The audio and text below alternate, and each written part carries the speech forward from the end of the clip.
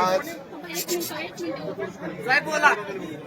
बिनधास्त बोला. आज जिल्हा परिषद साताराच्या अध्यक्ष उपाध्यक्षाच्या निवडीचा कार्यक्रम होता आणि शिवसेना राष्ट्रवादी काँग्रेस आमच्या युतीकडं आम्ही मतदानाला येताना 33 सदस्य एका वाहनातनं आलेलो आपण सुद्धा सगळ्यांनी पाहिलेलं आहे.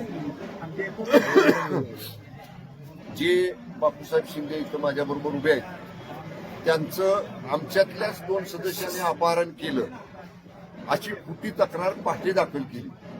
आता ज्यांच्या विरुद्ध तक्रार दाखल केली त्यांनी पोलीस स्टेशनला त्यांचा अर्ज दिला. 5 वर्षाचा अर्ज दिला त्यांना की माझं कोणी अपहरण केलं नाही, काही नाही, मी इथंच आहे.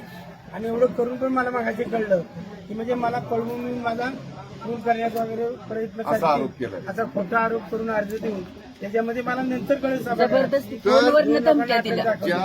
ज्या बापूसाहेबांच्या बद्दलचा गुन्हा दाखल केला म्हणजे स्वतः ज्याचं अपहरण झाले ती व्यक्ती पोलिसांना जाऊन वाई पोलीस स्टेशनला सांगते की माझं अपहरण झालेलं नाही, मी माझ्या पक्षाबरोबर आहे.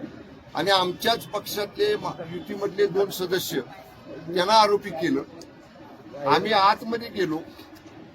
आपण कदाचित व्हिडिओमध्ये तुमच्या नसल आलं इथं तळमजल्यातलं, पण कामेश कांबळे नावाचे एक राष्ट्रवादी काँग्रेस पक्षाचे सदस्य त्याला हिथं दमदाटी केली. इथं दमदाटी केली.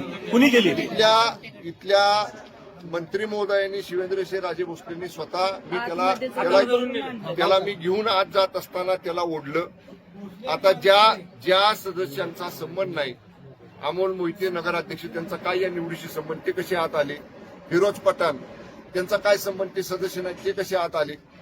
त्या लोकांनी मी त्यांना धरला असताना तिथनं ओढायचा प्रयत्न केला. आमदार मकरंद पाटील साहेब होते, आम्ही होतो.